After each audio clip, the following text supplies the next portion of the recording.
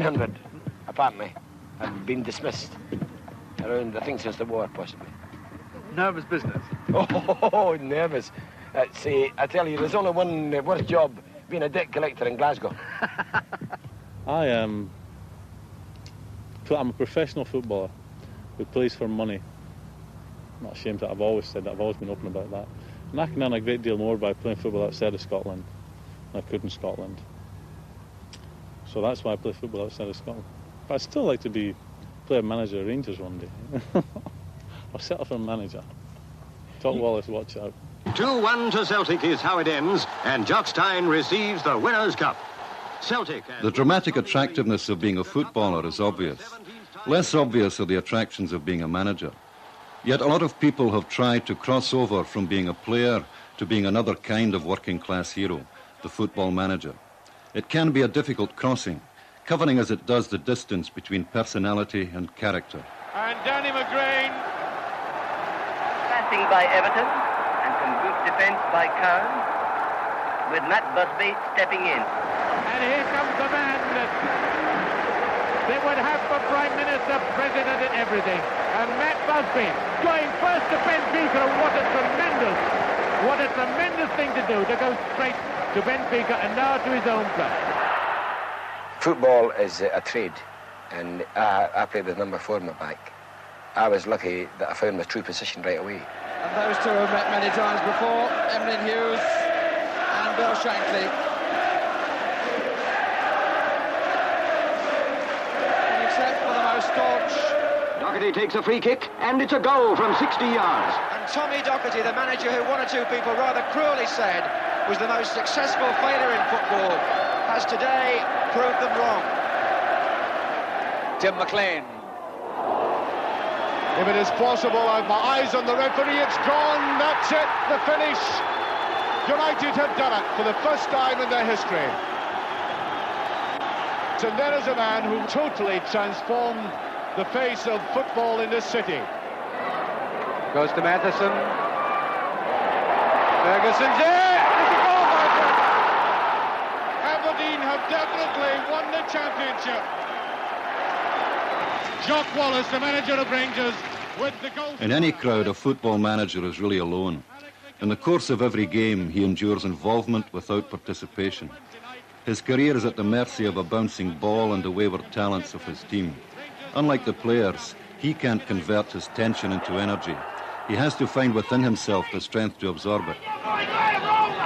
Waves aside, appeals for penalty kicks. And now the instructions come from the bench. The ball is not there. Scotland's World Cup is going to end in rather miserable fashion.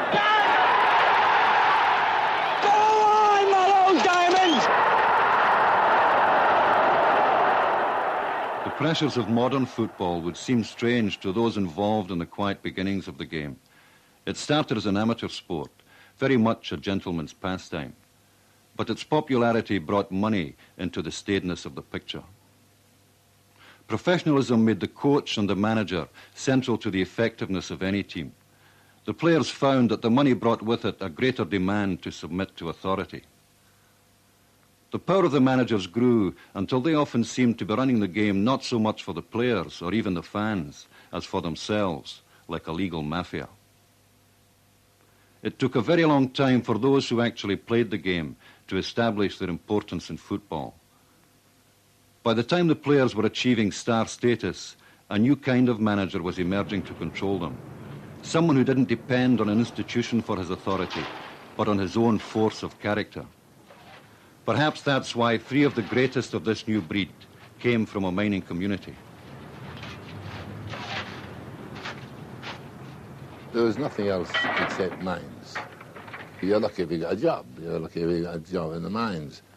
And I think possibly the fact that this was the case gave us it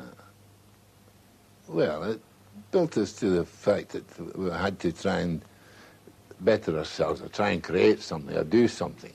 Oh, well, it was a background of with 10 of a family, really. 5 boys, 5 girls.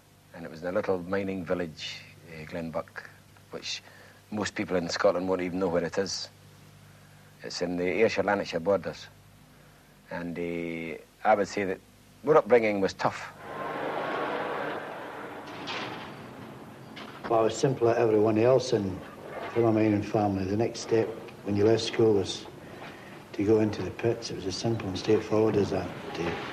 My parents were like every other boy's parents, were determined that they were going to keep me out the pits, but economically, the only place you could earn money was in the pits. I was 6 months in a carpet factory, but the call of the pits was too great, and I finished up there like all the rest.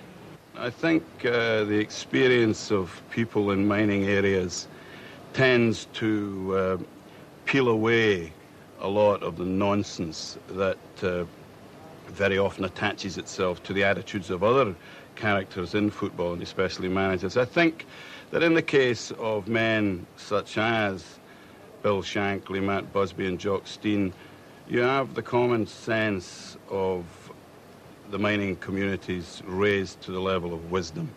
And as Jock constantly said, if you've seen and experienced the sort of hard things that can happen underground, you're not going to be too intimidated by a wee crisis in a football club. The teams being presented to the King before the start of the England v Scotland international soccer match at Wembley. It was a cold day for it, and Busby and Cullis wasted no time over the toss-up.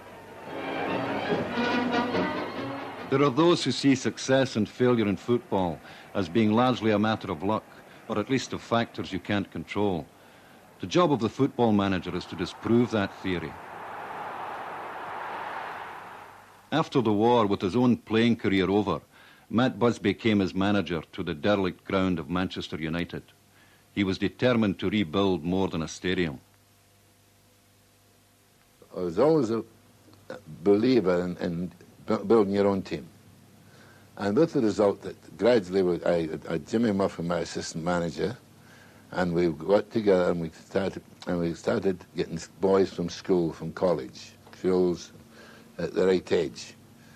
And eventually we built a side, and when the 1952 or 53, when the other side had probably gone a little bit over the top, these lads were able to come in. And eventually they become one of the all-time great sides, because of the Duncan Edwards and Tommy Taylor. But they'd won a couple of championships and looked at, they were outstanding. A number of great lads who, sadly, in the crash, eventually, the sad crash, we lost them. Matt Busby's team matured quickly. Though they lost to Aston Villa in the 1957 Cup final, they won the league, which took them into Europe. By 1958, they looked set to go a long way. But football, which enjoys exaggerated words like tragedy and disaster, can sometimes make the words sadly accurate. I remember us going off in Munich, arrived down in Munich, and I remember us going on the plane and going along the runway, and the pilot who was in charge wasn't happy, and he turned back. And then we tried again, and the same thing happened. With the result, he asked us all to come out, and we went and had a cup of coffee. And then they come back and said, would we return as the plane was now ready to go on, the fault had been corrected. And of course, on we come on the plane, and we got set off and started run, going, and you have a feeling for a moment there's something wrong. And all of a sudden, just smashed. On the fringe of a Munich airport lies the wreckage of an airliner, still smouldering from a crash.